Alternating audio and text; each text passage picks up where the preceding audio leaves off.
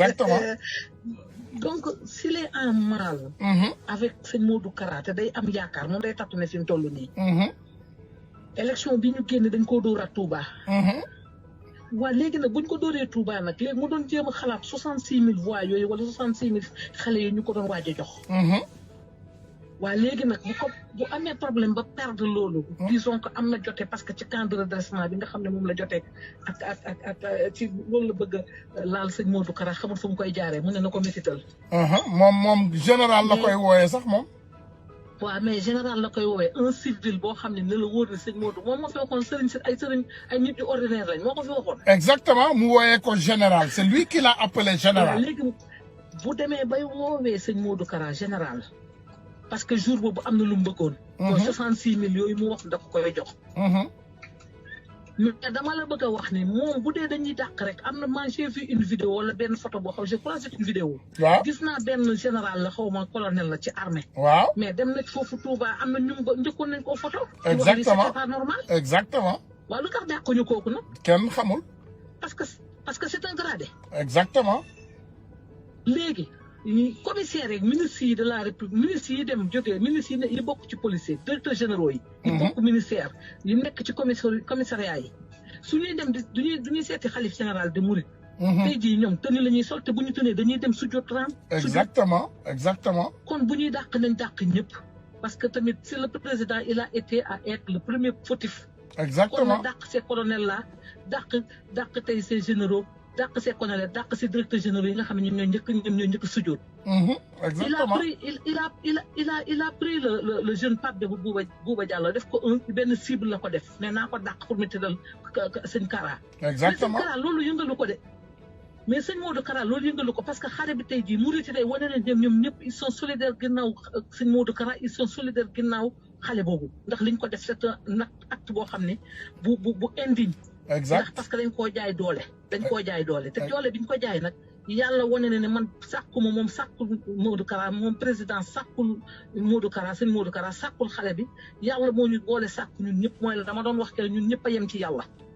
exactement tey gis nga xale te yàlla gis nga ne yàlla du tëj buntu tëj palanteer wàcc rideau exactement bañ ko dàqee dinañ ne ñëw nañ on l'a renvoyé on va faire mal au sëñ Modou Kara Mbacké gis nga yàlla nga ne yéen a ngi koy dàq waaye tey la gën a ubbi wërsëgam ndax gëm-gëmam exactement gëm-gëm dafa am solo gëm-gëm dafa am solo gëm-gëm na ku ko amul nag amoo dara ñun ci gëm ci yàlla lañ ginnaaw yàlla yonent bi moo ñu sàkk sëriñ ci baax si andit ñu wëliwu yàlla yi kenn ku ne am foo sa wasila nga sukk fa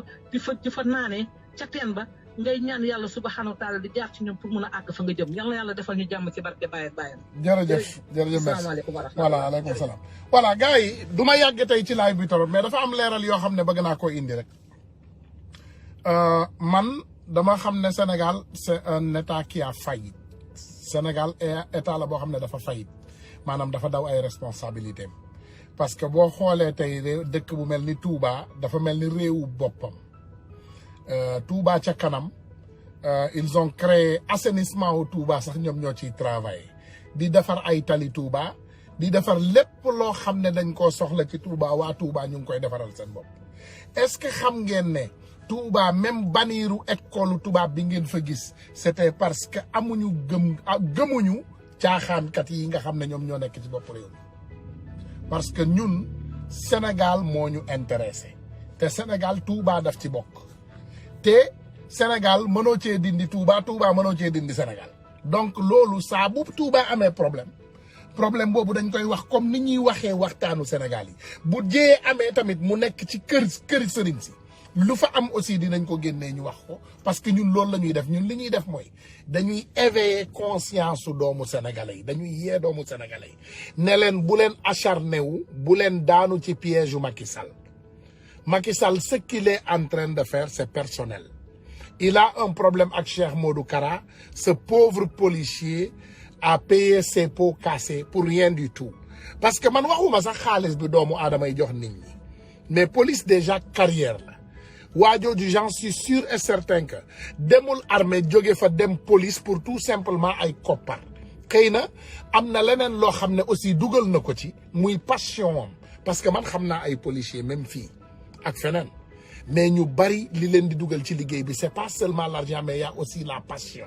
maanaam dañu bëgg li nga xam ne dañ koy def et je pense que ce jeune sénégalais doit être rétabli nañu rétablir doomu sénégalais bi joxaat ko place am mu continuer liggéeyam parce que on n'est pas dans un état de droit, on est dans un état de délinquant où on a des faux policiers, des faux députés de l'Assemblée nationale, des faux présidents parce que tey Macky Sall faux président nga ko mën a tuddee parce que président bu ay carte falul président boo xam ne maa tey ak forcé moo ko fal kooku c'est pas un vrai président, c'est un faux président. On a des voleurs, on a des menteurs, on a des tricheurs à la tête de nos États.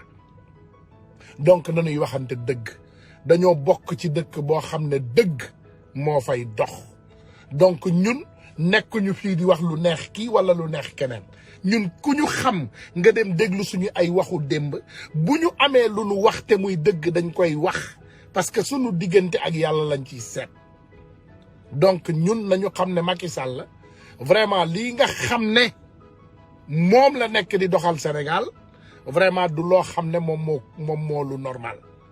voilà parce que Sénégal warul nekk réewu jaay ma doole yéen tey nañu waxante dëgg sénégalais yi Macky Sall c'est le même imbécile qu'on a à la tête de notre pays le même voleur et le même menteur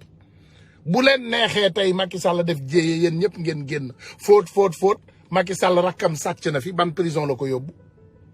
Macky Sall ay député am jàpp nañ leen fi ak faux billets ñaata temps la ñu def prison ce même ministre de l'intérieur Antoine Diome ñi nga xam ne ñoom ñoo dàq policier bi xanaa du même personne bi defoon 50 millions ci saag yóbbu ko Touba loolu ci ban état la légal ci àdduna bi 50 millions liquide xobet Macky Sall di ko mayee nee na moom ci social lay dox doomu sénégalais yi pendant ce temps ñu ngi dee ak xiif Macky Sall li nga war a def mooy nga génnee 10 000 milliards nga leb ko xawma nga dem jëli ko feneen xawma nga jaay ay bien wu Sénégal xawma nga jël alal bi jox ko doomu sénégalais yi dañoo xiif ñu fay ci luwaas ñu lekk ñu naan gis nga Amérique bi mbas mi amee ak léegi dañu passé benn loi $2 trillion la ñu njëkk passé jox doomu aadama yëpp ay koppar ci seen biir kër yi lebal ay nit xaalis am na ci ñu bari sax ndeysaan ñibbi nañu Sénégal ndax seen traite neex na jox nit ñi xaalis bu doy ñuy lekk di naan Amérique kenn misère ñu xaw ma nag bëgguma dégg kenn mu ne la dafa misère ku misère rek da ngaa demul bindu parce que Amérique ñu ngi joxe lekk ñu ngi joxe naan ñu ngi jox nit ñi fu ñu tëdd même bu ñu amul xaalis bi ñu ngi koy leb di ko jox population bi parce que wax dëgg yàlla boo jiitoo nekk président de la république ay nit nga jiite du ay mbaam institution nga jiite askanu Sénégal bi danoo sonn lekkunu naanunu Macky Sall demal jëli 10 000 milliards nga jox ko sénégalais yi sénégalais bu ne war nga koo mën a jox 1 million ci loxo mu téye lekk sénégalais bu ne ci Sénégal war ngaa mën a jël sa population réyul réyaay boobu sénégalais bu ne war nañ koo mën a jox 1 million de francs CFA mu téye parce que Amérique président bu bees bi li mu ñëw nii mi ngi waaj a passé waat beneen loi passé nañu beneen loi fan yii passé sénégalais yëpp encore ñu ngi leen di joxaat ku ne 600 américains yëpp laa bëgg a wax ku ne $600 ba pare di la fay par semaine $300 yokkal la ko. Écoutez ce que je dis hein, il donne $600 américains une fois ba pare ñu fay ku ne $300 américains par semaine doomu aadama bu ne. boo amee doom tamit sa doom ñu fay ko mais Macky Sall doomu sénégalais alal bii ngeen di sàcc yëpp di ko saax-saaxe ak suñu alal bii yëpp nekk Sénégal doomu sénégalais yi nga tëj nii yëpp vraiment war ngaa mën a jël xaalisu Sénégal bi nga partagé leen ko loi yi ngay passé assemblée nationale 1000 milliards ya nga sàcc jël ko toje ko yaag sam goro jël leen xaalis yi ngeen génnee ko ngeen teg ko ci loxo sénégalais yi day am transparence parce que lépp ci ay utiliser Orange Money sax bu la neexee parce que say copain lañu te am nga ci ay action ak say ministre mais jël leen xaalis bi mu yegg ci loxo sénégalais yi sénégalais yi sonn nañu jox leen sénégalais yi xaalis ñu lekk jox leen xaalis ñu lekk ñu naan il faut donner les sénégalais de l'argent à manger parce que Macky Sall confinement bi nga confiné Sénégal da nga toroxal sénégalais yi da nga toroxal doomu adduna bi sénégalais yi lu tax nga yaakaar ne ñuy jël gaal yi di dem y a les jeunes qui ne mangent pas amuñu lu ñu lekk tey papa day nekk ci biir kër day bëgg a lekk njabootam ay doomam di ko laaj xaalis du xam li muy def mais jox leen xaalis il faut prendre l'argent et le donner aux Sénégalais directement nga bàyyi ñu rey ak ay vaccin ay confinement ay couvre-feu loi bu bees looy doyee loi ay koppar la Sénégalais yi soxla les Sénégalais n'ont pas besoin des lois on a assez de lois au Sénégal on a assez de problèmes nit ñu amul lu ñu lekk ngay raje ay nit tu raj dans cette pandémie ak pandémie bi ak jafe-jafe yi nit ñi nekkee nga jàpp alkaati di ko raje kii bu ko gars yi ñëwuloon en secours mu dee bu ñu ñëwuloon en secours pour sauver doomu murit bii doomu sénégalais bi mais il allait mourir donc Macky Sall li nga war a defal sa population xam nañ ko vous avez assez de milliards bëgguma dégg amu leen ko nag parce que vous êtes des voleurs de grands voleurs de grands chemins vous avez beaucoup de milliards Macky Sall ba nga bëggee def 1000 milliards ci terre bu dul daw mais c'était facile mais 1200 milliards nga jël def ko ci terre bi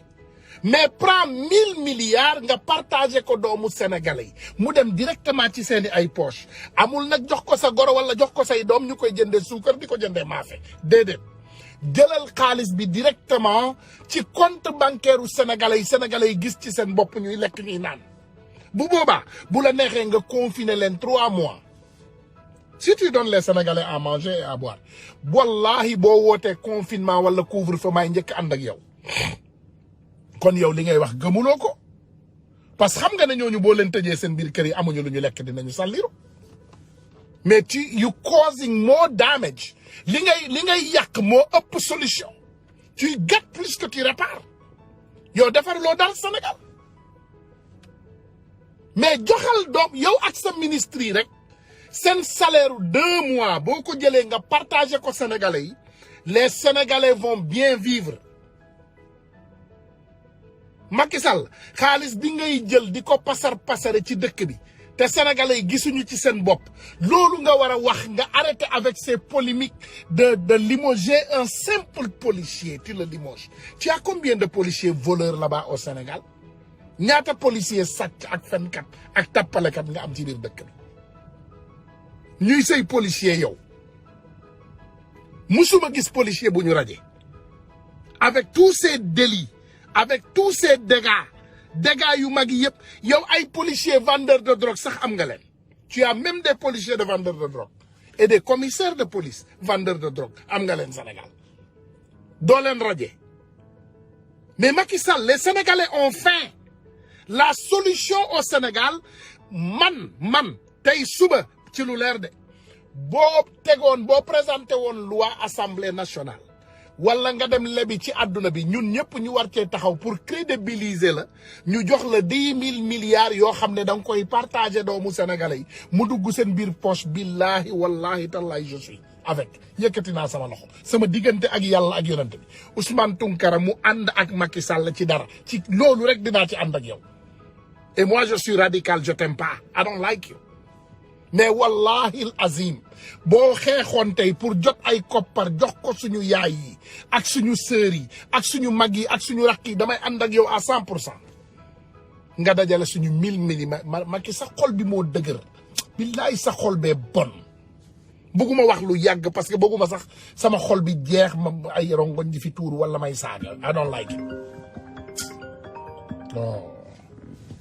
asalaamaaleykum frère maaleykum waaw maa ngi lay ziare guddi na nag ngeen baal ma. waaw d'accord damay def lu gaaw mais vraiment dégg nañ kàddu yi ngay wax vraiment xam nga vraiment comme d'habitude quoi tu es toujours pertinent vraiment ci sa analyse Macky Sall moom tu n'es pas le seul à ne pas le liker voilà ñun moom xam naa ni ñun ñëpp mais benn affaire rek laa bëggoon a participer mooy ci affaire militaire bi ñu rajee mais man je trouve vraiment scandale déjà le fait yow yàlla sàkk beneen doomu aadama ak lu ko yàlla mën a may ci xam-xam mën nga ñëw nag nga sëkk ci nga maanaam nga ñëw tàllal ko say loxo mu ñaanale mais quant à ce soit kenn ki taxaw doomu aadama taxaw yow ngay ñëw di sëgg ci moom rien que ça waxuma nag ak que ça soit le président moom moo koy def wala le militaire moo koy def mais c'est vraiment en tant que doomu aadama ak yàlla ni mu fonkee doomu aadama loolu man c'est scandaleux quoi. yàlla moom rek la wax ñu sujjuudal. ginnaaw moom Adama alayhi salaam la wax na malaaka yëpp sujjuudal ko illaa Iblisa loolu dégg nañ ko. ci la raje Iblis ci la Iblis nekk li mu nekk loolu grand am nañ ko loolu xam nañ ko loolu du xam nga loolu du débat bi xam nga tey mi ngi mel ni nga ne naan sàngara dafa dagan Sénégal musulman gaa yaa ngi naan sàngara bu dee dagan ñàkk dagan rek mais ils sont en train de boire du vin ñu ngi joxe ay carte caga Sénégal dañuy joxe ay carte ay jigéen ne leen dem leen tëdd ak ay góor loolu loolu c'est pas grave loolu c'est pas un délit. Si. waaw xam nga man d'accord man mon cas c'est pas le policier man mon cas c'est le sénégalais en globalité man néew ma daganaluma sujjuud néew ma sénégalais yi Macky Sall bàyyil nit ñi ñu dem sujjuud waxuma loolu mais lan moo tax muy cibler benn doomu policier n'importe quel geste. Voilà, le problème personnel. Exactement. Avec le Mara là. Voilà. Fofu lay waxé man. Fofu rek lay wax. Mais le fait d'accord, c'est vrai que Macky Sall man d'accord ak mom ci lepp lu mi def. Mais lolu non, c'était un bon exemple de dire au policiers. Un bon exemple. Mais Macky ne donne pas d'exemple. D'une part, xaaral expliquer Ousmane. D'une part parce que c'était un exemple pour dire aux gens que ñi portent seen tenue ne leen par exemple seen tenue bi dafa maanaam da ngeen di représenter la nation maanaam li ngeen di fay alalu askan bi moom moo leen di fay impôt nit ñoom ñoo leen fay donc da ngeen war a nekk pour askan bi waroo boo demee di sukkal en tant que homme de tenue yow nga nekk fi pour chrétien bi nekk fi pour mouride bi nekk fi pour tidiane bi pourquoi ngay dem ci personnel kenn nit nga di ko sukkal alors que beneen taraxe ba mi ngi fi te ñoom ñëpp ngay représenter mais paradoxalement c'est même Macky Sall qui bon bu demee beneen dëkk wala ci beneen mara toog di ko sukkal day suñu voilà c'est ça man xam nga man duma cheikh islam xam nga il faut islam gars yi am luñ ci comprendre xam nga islam l'islam dafa complexe n'est-ce pas leer na mais dafa complexe am na ay waar ay tari ay maanaam am na ay loi yoo xam ne ci l'islam il faut nga nekk cheikh maanaam il faut être qualifié parce que l'islam noonu lay doxee en fait xam nga dañu am waaraatekat yu bari ci l'islam ñu bari xamuñu li ñuy wax dañuy jóg rek da ngay jékki-jékki ji nit bu jógee fa lay wax ñaari aaya ne yàlla nee na li yàlla nee na la le loolu yomb na ci Sénégal ñëpp ay borom xam-xam nañu mais man boo gisee du ma ci nangu dugg parce que du ma cheikh al islam maanaam yàlla mayuma xam-xam boo xam ne méngoo na ak ma toog di firil nit ñi islam jusqu'au point to the date parce que de wax dëgg yàlla ñun ñëpp ay jullit lañu loolu laa ci xam naa ne bokkaale baaxul xam naa ne mooy yàlla baaxul xam nga yu bari xam naa ko mais le débat c'est pas là man du loolu du sama débat bi de sama débat bi du wax li légal ci islam ak lu légalul ci islam mais tey Macky Sall bu dee dafay ne day doxal loi wu Sénégal nee na loi lay doxal mais loi bi dafa tënk ministre de l'intérieur loi bi dafa tënk Macky Sall ci boppam loi bi dafa tënk famille Macky Sall dafa tënk sénégalais yépp donc yow xam nga Macky Sall bu doon dàq rek ay alkaati yuy sujud est-ce que tu sais que dès demain il va renvoyer 10 000 policiers est-ce que tu sais ça. loolu xam nañ ko loolu ñëw xam nañ ko. voilà non suñ société moo bindoo noonu malheureusement. exactement mais c'est vraiment en plus. c'est dommage affaire mooy le fait que yow déjà en tant que chef de l'État nga naan diw mi wala diw am nañ ñoo xam ne ci biir réew mi buñ leen tëjee coow dañuy xam nga man dama analyser quoi sama analyse bopp nag laa def. waaw nag c'est ça exactement wala kii man dama analyser xam naa ni daal jël naa ñaari nit ñoo xam ne man gëm naa ni ñoom ci lañ bokk nañ ci liste boobu bu ne ñoom ils sont intouchables quoi. exactement benn mooy kii Mara bii nii.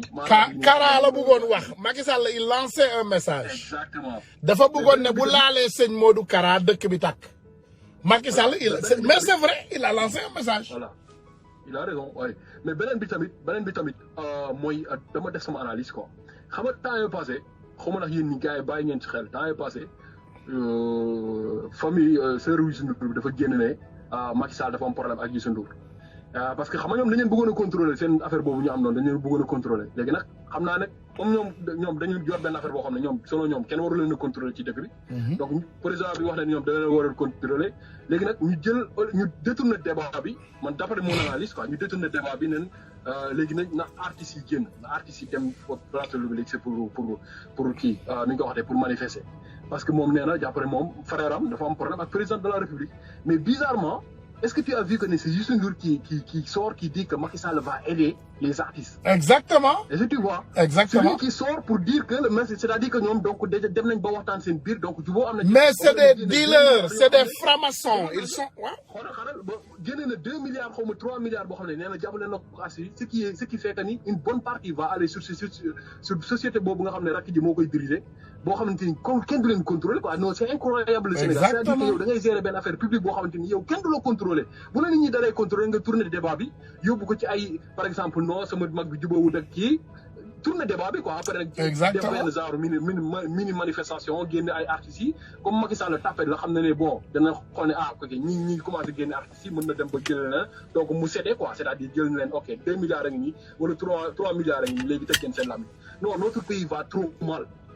vraiment c'est la vérité dans tous les domaines tous les domaines boobu lay jeexal mais là man je trouve scandaleux nit doomu aadama ngay dem ci beneen doom nit ki bu la yàlla mayee ndey may la bàyyi nit ki bu fekkee gis nga borom xam-xam man d'après sa bopp nag laa wax de dama si kooku mu xool ni mu jege na yàlla mu wax la ne la nii boo ko defee nga dem jege yàlla del julli del jaamu yàlla del joxe asaka bul def lii bul def lii nga def ko ni moom je suis d'accord parce que yàlla ñëpp la fi nekkal je suis parfaitement d'accord musulmans dans le monde Sénégal 15 millions ñoo fi ne matuñ sax 16 millions d'habitants yàlla dina jël 16 millions yooyu pour protester parce que ci tarixa yi lañ bokk mu yóbbu leen aljana le reste des milliards de personnes mu jóge leen safara parce que bokkuñu tarixa xam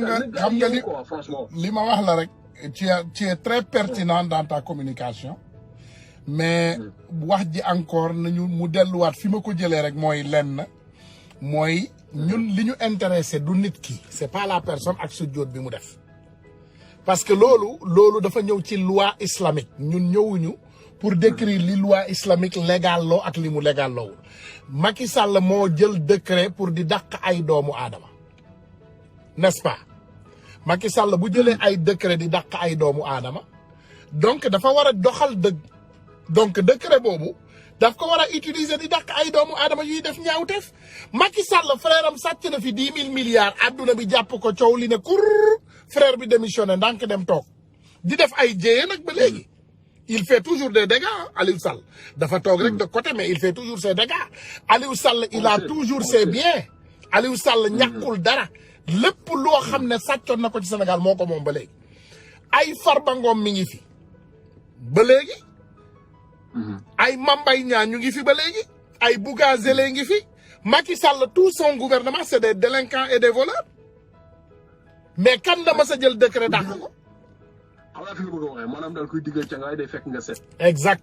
exactement banaa ngay wax nit bu mu sujjoot yow mi président de la bul sujjoot chef nation bi yëpp bul sujjoot chef nation bi yëpp chrétiens yi nekk même ñi nga xam ne athées yi sax ñu ngi ci biir dëkk bi te ay citoyens lañ normalement waroon nga mën a xool ne yow mi kat comme ñëpp yàlla ñëpp donc am na yenn yoo xam ne doo ci kii ba pare tamit boo nekkee président de la République nga war a nga yemale ñëpp quoi yemale tarix yëpp yemale kii yëpp parce que tamit ku neex ku mu neex nga def sa tarix loolu exactement choisir mais parce que yow nga boo nekkee président de la République nga yemale ñëpp quoi bañ ni fii laa far parce que ñi ñoo ëpp doole ñii wala ñi ñoo ëpp nit ñi pour que yow ñooñu exemple ne fa ngeen far après nit ñi ñëw voter la exemple bi ma la c'est tellement hypocrite exemple bi ma lay jox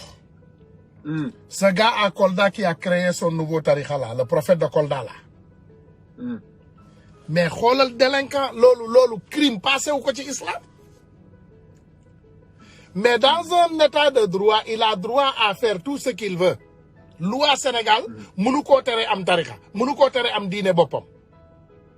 yow affaire am la loi mu terew ko parce que doorul kenn gaañul kenn moom dafay preach voilà donc c'est ça notre problème voilà donc loolu rek la merci beaucoup grand mais en tout cas notre pays va très très mal donc nañ ñaan yàlla rek mu orienté ñu quoi parce que fi ñu toll nii moom voilà situation du pays moom c'est vraiment catastrophique maa lay gërëm merci beaucoup grand merci voilà man wax ji comme ni ma leen ko waxee je pense que les Sénégalais ont bien compris là où va mon débat parce que débat bi benn rek la man dëgguma ci beneen débat man débat bi nga xam ne moo ma intéressé mooy Macky Sall nee na moom day doxal loi ku koy doxal loi wu Sénégal ça n'applique pas seulement sur une personne. loi Sénégal doxul ci benn doomu aadama rek déedéet doxul ci benn doomu aadama